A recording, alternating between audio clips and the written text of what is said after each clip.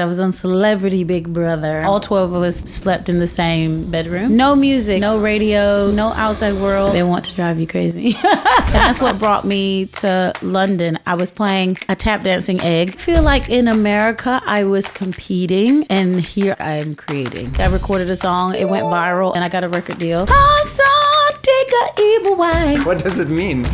F you, God. It's terrible.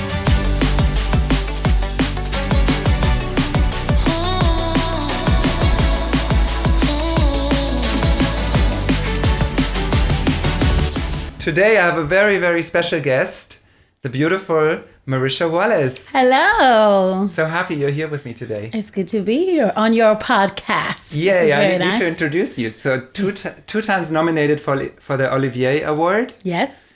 And you just come off Big Brother.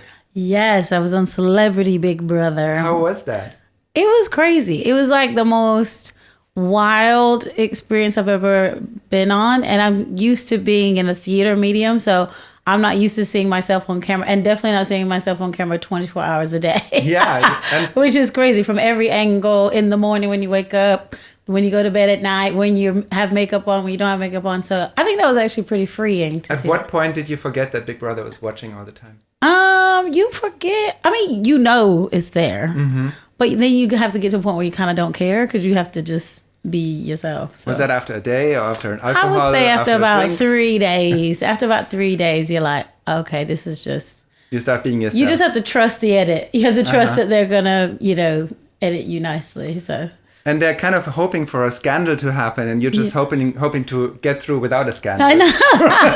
And it was counterintuitive, because it's like, scandal, they want a scandal. But this one was a reboot, a rebrand of Celebrity Big Brother, because in the past, they've been known for like fights and craziness, and they wanted to make it a little more family friendly, kind of like, I'm a celebrity, get me out of here. So that's why they picked people like me to put on the show, because I was like, if you want a scandal, I'm not really a scandal girl. I'll make you laugh. So that's kind of what I do. Any secrets you can tell now that it's over? Secrets. They lock you in a room at night. So that's crazy. They lock your bedroom? They lock your bedroom. And it drove a lot of people pretty crazy. Yeah. Because all 12 of us slept in the same bedroom. They all lock you into the bedroom and together? At night. So there has like... What if you have to fart? Well, you just fart. There's like what can do. You just wake fart. Everybody up. There's a toilet in the room. So you go to the bedroom. But everyone has to wake up together as well. Yeah. So... They don't turn the lights on until everybody is ready to get up. So some people just be sitting in the dark for hours waiting for the green light, because it's a green light, because it locks and you hear it lock, goes, and then it goes red. I don't like that. I know there's a lot of people who didn't like it. Did they have musical instruments in the setting? You have nothing. No music, no outside world, no radio, no. But that's the whole point. They want to drive you crazy. My Big Brother would be full of instruments and full of toys and stuff to play, but see, try out. Then you won't have any drama, because you could just go play guitar all day long. Yeah, like a climbing wall, all kinds of funny swings and things. It's not. So it forces you to speak to people, forces you to make relationships, because there's no other outlets. Yeah. So tell us about the musicals. You have been in Guys and Dolls, which was a very famous musical here. Yeah. And which other musicals? Well, I've been in loads of musicals. Actually, I've never even counted how many I've been in. But I got my big break in Book of Mormon. Mm-hmm. Which is the most outrageous musical I've ever seen. Insane I really wonder how musical. This can not and get it's still sued going. out of. Still going on Broadway, still going in London. Whoever I was in wrote the first this, cast very of it. Courageous writers. Yeah, it was Matt and Trey from South Park. Incredible. So, they don't care about controversy. That's their brand. Amazing. Is controversy. But if you're picking on everyone, then it's all right. Okay. And your role? I was one of the Africans. So I played Kalimba, and I did the Hasadiga Ibawai solo. Can you sing that? And I was... Hasadiga Ibawai. That was what I had to say. What does it mean? F you, God. It's terrible. And we had to do it with a smile on our face and hold it up. I don't know if we can do that, but we had to. How could you convince yourself to sing that? Well, you know what? I had to say to myself, if I was in Africa and I was starving and I had AIDS and I had no way out and no money, I might say F you, God too, right? Wouldn't you? Fair so enough. It kind of makes sense. It's like, it's very easy to not say F you, God when you have so much privilege.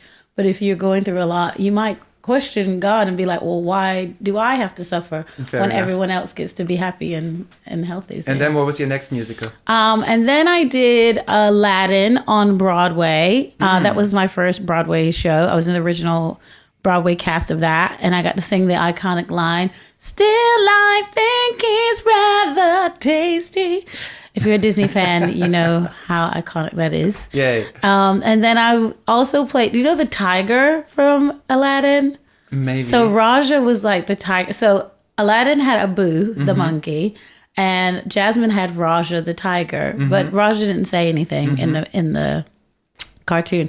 So they made Raja a human. But it was us three girls, and we were like the attendants. So we were Raja in human form. And then also I was a fortune teller. And then also I did like a game show multiple roles in there. I had multiple roles in it. Wow. And then I also understudied Aladdin's best friend, which was actually a boy. Wow. So I got to be a woman understudying a male role. And that never happened before. I know. Well, I didn't have a low voice. Well, he had a high voice, so it actually worked out for us. That's easy. And then the next musical? And then after that, I did a show called Something Rotten. And it's actually coming to the UK now, so I'm getting to do it again, which is exciting. That was a Shakespearean musical comedy, which was amazing. And we did the Tony Awards, and it was so great. And then after that, I did Dreamgirls, and I played Effie White in Dreamgirls. Sing a little bit of Dreamgirls. Oh, you want to sing? You got me singing today. Yes, I want to hear you sing. And I am telling you, I'm not going. That's the song from that. And it keeps going. Keep going. Yeah, the good part. Oh man, you got to go see on YouTube now. and you're gonna love me. That's epic. That's and epic. It was a 10-minute song. That was the hardest role I've ever played in my entire life. I played Effie White, and that's what brought me to London. I was playing a tap dancing egg in Something Rotten. You played an egg? I played an egg in Something Rotten. Tap dance. That tap danced, and I played like multiple roles. So I was known for like musical comedy, like featured comedy roles. And then I got a call to say, do you want to play Effie White in the West End? And I was playing Eggy White because I would come out the egg and I would say, and I am telling you, I'm not going to be an omelet. No. That was the part I said. Aww. And then I got to actually play the... No, I got promoted to Effie. Okay. So I got promoted to leading the show on the West End, and that's what brought me to London. And I was supposed to be here 3 weeks because I was replacing Amber Riley, who got pneumonia. I know, it was crazy. So kind of the dream of an understudy. I know. So sad. It's terrible. It's like, you're sick, but thanks. Thank you. Yes, thank you. Sorry. It was terrible. Aww. But anyway, so I did it and I smashed it, and then I took over the role and I did it for 2 years. And then I moved on to Waitress with Sarah Bareilles. Your fans probably know who Sarah Bareilles is. I love the songs she wrote in there. Yeah, she's so amazing. Good. So I got to do it with her. What so she played the lead role, and I was playing her best friend in that, Becky. You sing that song? The song that I sang in that.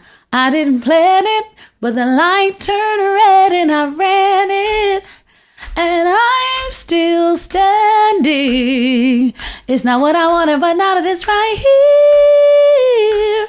I think that was like the first time I heard like a pop artist make a really good musical. Because usually pop artists think they can make good musicals, but because musical songs have to drive the narrative of the story. Yeah. And most pop songs have they just kind of go in a circle. Yeah. They don't go like that. Because they have That's actually true, yeah. So a pop song goes in a circle, or it's a bag. Yeah. But a musical song has to go from A to B, and then lead to C, which is over to the scene or the next song. I learned something. I didn't know or whatever. Yeah. So when pop artists do write for musicals, their songs kind of don't go anywhere because they're not meant to. They don't write that way. But she, I guess, because she loved musicals. That's the thing. You do have to kind of like musicals to write a musical. Yeah. Because she loved musicals, she figured out how to bridge the gap between a pop song and a musical song. But anyway, she was just amazing to work with as well. To sing next to her, she sounds auto-tuned. It's so crazy. Yeah. Like I'm standing next to her. And she plays the piano and I'm standing next to her sing, and I'm looking inside of her mouth going like, how are you making those sounds? How are those sounds coming out? Anyway, so I did that, and then the pandemic happened. Yeah. And that's when I started. That's actually when we connected. Yes. At the pandemic. The pandemic. So You were doing the album with Decca. Yes. I released my own music. Yeah, you did. Yes. So I released my own music in my house with like an Amazon mic. I recorded a song. It went viral. And then I got a record deal. And then we were looking for songs for the album, original songs. And your songs made it to the album. Yay, that's where we connected. That's where we connected. I thought you were incredible on it. And then we started writing together. And during the pandemic, you were like the one artist I worked with all the time. It was so great because nobody knew how to write on Zoom. I still don't really know how we did it. You were incredible. Like we would come up with an idea. Just like talk about something. Boom, here's something we like to talk about. Then is there a melody for it? Okay, we found a melody. I 2 chords on the piano. I send them to you. You send me back incredible vocals on these 2 chords. I get inspired for the next bit. And that's how we were just every day we're writing another song. And there's so much latency between the on Zoom. Only works if you can record yourself. But sometimes you would be playing and I'm like coming up with melodies on my side of it. And then it's not in time, but then we put it together. I send it your side, you send it my. I think how we did that was pretty incredible. Yeah, the pandemic taught me how to Zoom write. Yeah. And it was crazy because people were like, "How do you write on Zoom?" I was like, "Well, I don't know how we did it, but we did well." 1 hour to 2 hour Zoom every other day, and and we were in two different time zones. You were in LA, I was in London. We would start at 8. I wouldn't finish till like 2, 3 in the morning, which was insane. So we can actually say it. We are working on a musical. Yeah, so from those sessions on Zoom in the pandemic, we started writing a musical because I was charged to write an Etta James musical. And I was like, I hate jukebox musicals where it's like, now I see you at last. At last. And so I was like, I hate when it's so literal. And you wrote this amazing story. So we need to write. Yeah, so we put music to it. Yeah. And to have original songs mixed with the catalog makes it unique and different and exciting. And it's being developed now. And so it's crazy all this came out of it. Yeah, still got a ways to go. Sometimes musicals can take a decade. Oh, they take forever. Like a short trip of a musical is about 5 years. Yeah. That's like a short one. And I've done musicals from scratch. But that's a good one. This one to Broadway, I think it's going to go places. Yeah, I think it's going to go a lot of places. But okay, so pandemic, and then after the pandemic, what happened next? So I got that record deal. I went into the music business. I started touring. I went on tour with Simply Red. Ooh, I love them. Yeah, they were great. Mick Hucknall, yeah? Yeah. Wow. So I was with Mick Hucknall. And then also Lisa Stanfield. Remember? Yes. Been around the world. So it was me and Lisa Stanfield and Simply Red all summer in the fields of the UK. That's incredible. 10,000 people in a field. Wow. And it was amazing. And it was just like the most incredible experience. And then theaters reopened. Fully, and then I went to do Hairspray, which was amazing at the Coliseum. Which song did you sing in Hairspray? What did I say? I know where I've been. That song, and then we did You Can't Stop the Beat ever since we first saw my life. It was really good because it was the first show that came back. It was social distance in the first couple of weeks. Yeah. And then that was the first time everyone was all together when they released the... I remember those times. Finally, we could get together with people again. Yeah, and then they released the social distance rules. Yeah. And just seeing people a hug crying. Was so incredible. Yeah. A hug from a stranger felt so intense after that time. And to see people hugging their family members in the audience while you're singing and people were dancing again. Wow. It was a really cool... That was actually a cool time to see all come back. But then theater came back. So then I started to go back into theater, and I did Oklahoma after that. And that gave me my first Olivier nomination. So I played Ada Annie in that. A song from that? I'm just a girl who can't say no. I'm in a terrible fix. I like it. I always say, come on, let's go. Just when I ought to say nix. So I did that one, and I got my first Olivier nomination, which was amazing. And from there, I got scouted while I was in that show to play Adelaide in Guys and Dolls. So the director of Guys and Dolls saw me in that show and was like, I want you to play Adelaide. And his name is Sir Nicholas Heitner. He's one of the most revered directors. A sir. Yeah. Okay. He used to run, I know, he's a sir. And he ran the National Theatre for 10 years. So this musical was basically set to save the theater he created. So he built his own theater in 2017, and then the pandemic hit, and then he was in threat to lose the theater. So he gambled everything he had to put this production up. Just like in the movie Sing. Yeah. Only it burned down then. Yeah, but this one stayed alive. But he did this gamble on the show, and it was a huge success. Saved the whole theater. Wow. It's still running now. I left in February. It's running till next January. And what an epic show. I saw the show and I've never seen anything like it. Like the audience, so amazing. The show happened in the middle of the audience. Yeah. Can you describe it to people who haven't been there? So it's a fully immersive experience. So people are standing on the floor and in a pit kind of situation. So it feels like a concert, but then people are in the stands as well. Yeah. But then the platforms all move interdependently around you. And they have the cops, the New York City cops, like ushering people around to different spots on the stage. Were they real cops? No. They're like kids dressed as cops. They're like, the city's not paying for your music anymore. When we first did it, like we had people who actually did look like cops, but as we went along, it's intimidating. like they were like little girls. So it's like no one's gonna move out of the way. People are gonna just go in and see the cops and we leave. don't care. So it was really good, and then I got my second Olivier nomination. From that. That's incredible. Yeah, so I've been in a lot of shows. So what's on your bucket list? My bucket list now, I want to do another role, but I want to originate a role. So to write Etta and to get Etta up would be amazing, because I think it's all about owning your own art, because that's what you taught me about, like writing. Because as an artist, you don't have a lot of agency over how much money you make from your art, like how much, access you have to your art. So like if people want to sync your music, and when it comes out, how it comes out, what it looks like. And I've really been enjoying have the creative control, because the record label, all the record labels are changing. Like all that is changing. The model is broken. So Christmas, we wrote a Christmas song and we thought, let's just release it. Yeah. And we actually got on television with it. Yeah. We got on radio. We performed it 5 times at the London Royal Festival Hall. What was the orchestra? The London Symphony Orchestra. It was like 80-piece orchestra. And the choirs, I felt like it was hundreds of people on stage. Yeah, it was amazing. And you know what? If we had went through a label, we would have to wait 6 months. Would have never happened. We made this in like 3-4 weeks. Yeah, they wouldn't. And Laura how fast put it you together, can move. Right? Yeah, it's amazing. It's incredible. And I really enjoyed, we got to make the album art. We got to make like everything we get to put our own stamp on. And I think artists need to know that they can make their own art. It is expensive, but it's almost so like investing in your art. So it's like, I put this money in, at somewhere down the road it will come out, even if it doesn't come out immediately. It's kind of like putting a little piggy bank for your art. It's nice. Hey guys, thank you so much for watching. We truly appreciate it. I'm excited to announce that we are launching a Patreon. This will be a place where you can find out about our upcoming guests, where you can get exclusive access to BTS footage, like for instance a walk through Greg Wells' studio. You can even submit your own questions that we're going to ask in the podcast. That's going to be so much fun. By joining this community, you can help tell the stories behind some of the biggest songs in music history. Thank you for your support. It really does mean everything, and I hope you enjoy the rest of the episode. Hope to see you there.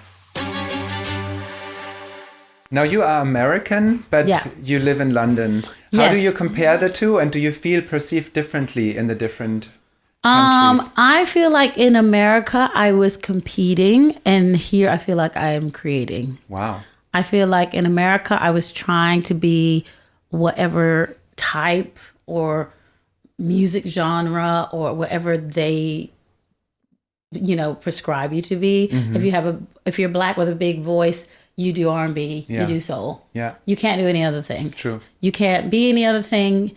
You can't do anything. Yeah. And also if you're curvy and you have a big voice, you're the big black lady who sings the soul in a musical as well. True. Yeah. On television, you're the sidekick. But here, I came here and none of those rules applied. Wow. It was like, oh, you're just Marisha and you have a unique talent that can go in any different place. Like you can play Ado Annie. You can play the woman singing the soul, but then you also can play Adelaide in Guys and Dolls. Right. And you also can play Ado Annie. You can do Dreamgirls. You could do anything. So London was liberating So for you. it was totally liberating, and I feel like I found myself as an artist because I took the shackles off myself. And then it just was like, oh, you can sing like that too. You can do jazz, you can do country, you can do pop, you can do... And it's like other people get to do every genre. And you found love in London too. And I found love in London after kissing a lot of frogs. But but then, yeah. Here's to the exes, you frogs. I know, yeah. There's lots of frogs. But yeah, but then you just find yourself, when you're not in the confines of your own hometown, and because you came from Germany to yes. America, just not being in your home country, you don't feel like you have the pressure of being what your family wants you to be. Yeah. You get to be who you want to be. Clean slate. It's a clean slate. You have no one judging. You can make your mistakes. You can make your triumphs without that added pressure. So it makes you freer. Yes. So I don't feel like you would have become who you were if you didn't move. That's true. Yeah. Yeah. A few quick questions. Your favorite movie? Oh, this is hard. My favorite movie, I'm going to say The Color Purple. I watched it again on a plane a couple of weeks ago, and I was a crying mess. I was a mess.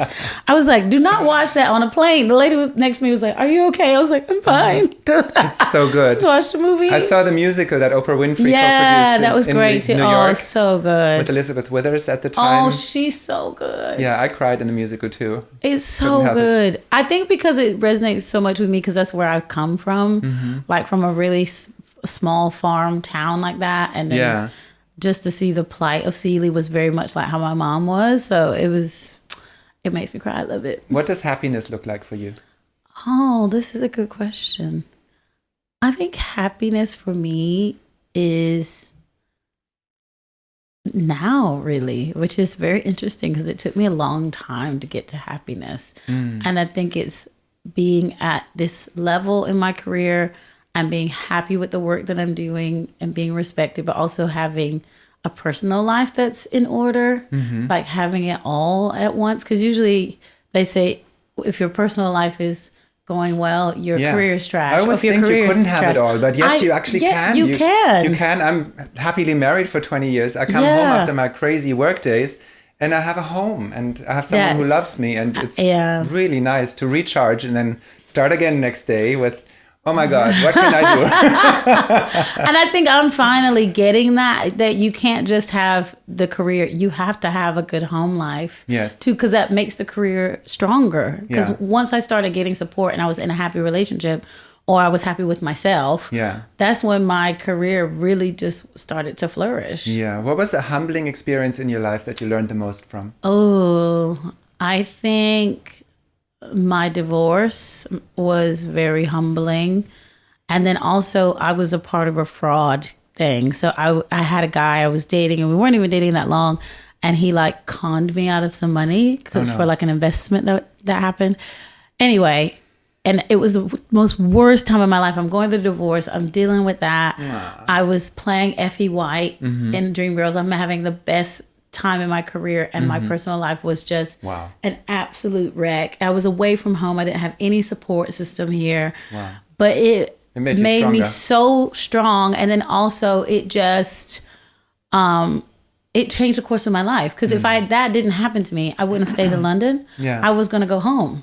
And then this happened, and I was like, well, I have to stay to recoup and make the money back. So I did Waitress, and then that was the best thing that could have ever happened to me. Wow. Yeah. So now a few very quick questions, and just first thing that pops to your mind. Yeah. Okay. Mountains or oceans? Oceans. Hike or bike? Bike. Drama or thriller? Thriller. Comedy or romance? Comedy. Prince or Michael Jackson? Oh! Michael Jackson. Movie theater or home theater? Movie theater. London or LA? That's easy. London. Steak or salad? Steak. Britpop or American pop? Ooh, American pop. Rock and roll or R&B? R&B. Spiders or butterflies? Butterflies. Spiders. Who says spiders? Well, some guys like spiders. I like spiders. I mean, I like butterflies too, but I think they're fascinating and they keep the mosquitoes away. That's true. Yeah. Cruise ship vacation or trekking explorer? Cruise. Cruise. Of course. Coffee or tea? Coffee. Burger. Oh no, we had this. Books or movies? Movies. Okay. Ice cream or fruits? Fruits. routes, actually. Stoplights or roundabouts? Stoplights. Roundabouts are hard. I love roundabouts. I think LA and America is missing out on roundabouts. It would help the traffic. If you drive at night and you sit on every stoplight, you have to wait for a minute for no reason. You know there's no car coming. Yeah. And you struggle with, am I a law-abiding citizen? Is anybody watching? I should just go over this red light. And at least it keeps flowing with roundabouts, no matter what time of day. I'm not a driver here, so... That's the best. I drive at home. I drive at home, but yeah, the roundabouts confuse me because I feel like I'm going to go out and I'm going to do the wrong thing. I like them because everything's a negotiation. I don't know if I want to negotiate. I'm like, are you going? Am I going? All right, the do's and the don'ts. The do's and the don'ts for when writing a song. You should tell me. You're the writer. You're a good writer. The do's and the don'ts. I would say the do's are... Don't be afraid to try everything because you never know what's going to be so true. The one. The don'ts, I would say, don't limit yourself to a certain genre. Like try all different styles. That's some good advice. Because you just never know which one might pop off if you're kind of saying, oh, I'm only a soul artist or I'm only a country artist or I'm only... Yeah. You're not only anything. You could be... You never know what you want. Like write it for the love of the song and don't always think this is going to be your song. Just say, whatever's fun today, we're going to do. Yeah. That's true. And then you always told me, like, lay the foundation and then go back and refine. Mm-hmm. So that's the thing. Just like lay the clay down. Broad strokes. Yeah. And then go back and finesse. That's right. Finesse it. And do's and don'ts when you're a singer. Do's, I will say... Take care of your instrument because you wouldn't throw a keyboard onto the ground and step on it. Mm-hmm. So why would you not rest? Why would you not take care of your chords? Why would you scream all night long? You can't. I mean, you're such a great example. Like you have to be on stage pretty much every day of your life. Yeah. And in between being on stage, you have to make sure that your voice will still be there the next day because a whole theater depends on you. It's live. So if you don't have your voice and you want to keep the anxiety down. Yeah. So if you know you've done everything to take care of it and then you get a cold, fine. Yeah. But like if you are not doing everything, it keeps the anxiety high. So. On that note, what do you do to make sure your voice is there tomorrow? Or what do you not do? Sleep is the biggest thing, and hydration. Mm-hmm. Try to stay hydrated. Also, warm up. Because hydrating as in drinking water, or do you also drink like coffee, tea, juice, Pepsi, whatever? Water, because I don't count like coffee and that as water. So water with electrolytes is like what hydrates me the most. But then also steaming.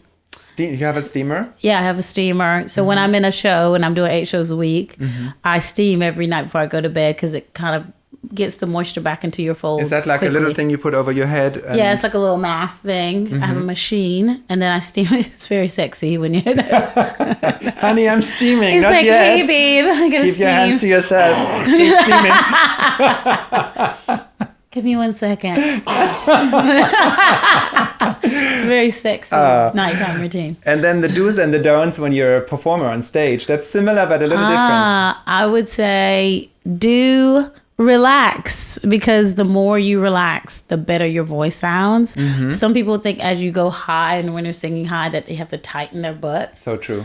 But it's actually the releasing of your butt that helps the song, helps the note come out. I'm telling you. Okay. I didn't know this because we were taught like go, to get the note out, but you actually go, and the note is better. That is so funny. It's the releasing of your butt. Okay. So and the grounding of your feet. And to be grounded into the ground. That's what helps. The feet and the butt. The feet. Well, there's all the foundation. All right. And then everything else will be fine because if you tighten, it's all about relaxation, keeping the body loose, so that the instrument can expand and do its thing. I would also say the don'ts: don't compare yourself to anyone else. So your true. voice is completely different to everyone else's voice. The way you play is different to everyone else, and that's a good thing. You don't want to sound like everyone else. I think I spent so much of my career trying to be like other people, and then when I decided to just be my authentic self is when I had success. 100% true. And now do's and don'ts for someone who wants to be an artist, someone who doesn't know how to get started even. I would say the first do is don't be afraid to practice your art anywhere that you can. I mean, don't, sorry. do practice your art everywhere you can. Yeah, don't be afraid. Don't be afraid to practice your art, even if you're not getting paid, even if you're not the biggest pop star. You're not Britney Spears. You may never be Britney Spears, and that's okay. So you just need to be able to practice your art anywhere that you can. So if it's at church or at a coffee shop or online or in front of your friends, you have to get used to performing before someone hires you to do. So true. There's open mics. There's open mics everywhere. There's your family. There's loads. Yeah. There's loads of places to perform, because if you're not used to performing in front of people, why would someone hire you to do that job? So true. So you have to get used to doing it. So that was a don't. So I would say if you're getting started, do connect with people who are already doing it. That's like it's all about networking. I would say it's 10% talent and 90% who you know, and networking and diligence and hanging and in there diligence. And keeping it. But networking is a part of the hustle. Yeah. Like going to the open mic nights, but not just going. Meeting everyone and learning there, from your learning from people, Yeah. speaking to people, reconnecting with people. Hey, let's go for a coffee. Let's talk about music. Let's So true. Let's link up. Let's collab on something, and not being afraid to put yourself out there. I also found talking to strangers about what you want to do is so self-therapeutical. Yeah. And sometimes just going out there to the park and talk to a random person and tell them your dreams, your bucket list, what you want to do. And I do this to Uber drivers all the time. Uber drivers are easy targets. They have to listen. Sometimes I get them to listen to my songs before I release them. You know why? Because they're the most captive audience. Well, they listen to the radio, though. but they listen to the radio all the time. True. So they know. They have actually good ear for what's good on the radio, because they are drivers. Yeah. So they always have the radio on. And they were like, oh, that sounds good. And I have literally released my single based off Uber drivers' That's amazing. recommendations. So what's the single? Oh, it's called Cry Baby. I wrote it in the UK, actually, with Jonathan Cornby. It's a country pop anthem. Do you want to sing some of it? You want me to sing some of it? Yeah, or you can just sing a minute or just a chorus, whatever you're comfortable. Well, the beginning is, he might look good in a tight t-shirt, fixing the car on the weekend. Out on the field, he's so hot it hurts, playing ball with his close friends.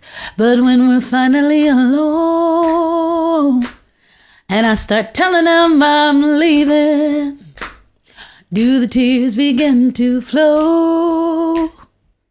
Or does he turn to stone? Here we go. 2, 3. I don't want a man or need a man, not even man enough to understand that I know myself, and I know that I could never love a man, not man enough to cry.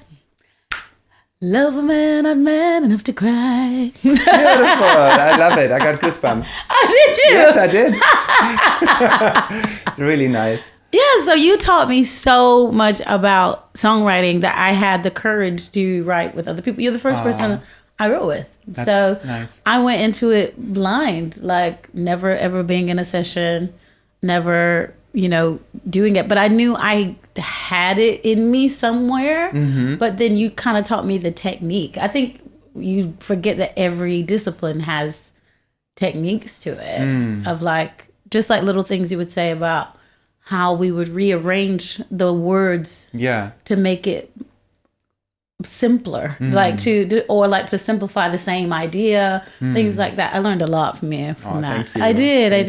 I did. Well, thank you so much for this, for being my guest. Oh, this has been great, actually. This is wonderful. Oh, I hope we can inspire some people who also want to sing and write songs. Yeah, I would say don't be afraid to be a songwriter. I think as artists, as singers, we get scared. We're like, oh, I don't have anything to say, but you have a lot to say. And you have a lot of music knowledge. And people think it's always all or nothing. You're compared to these massive stars. But to get to there, maybe you have to just self-release your own music, put it out there on social media, and let people tell you, oh, this is horrible. Then you try again. And then maybe the third, fourth one, they say, I like this. And there's a space in between Adele and and like a busker. You know, there's a space between where you can have a really successful career. Yeah, it's valid to be there too. Yeah. Not everybody has to be this mega star. No, you don't have to be there's a space in between where you can be successful, do your art, make great money, have a life, have a house that's not always publicized. Just to exist. Just to exist as an artist, to make money from your art and be happy.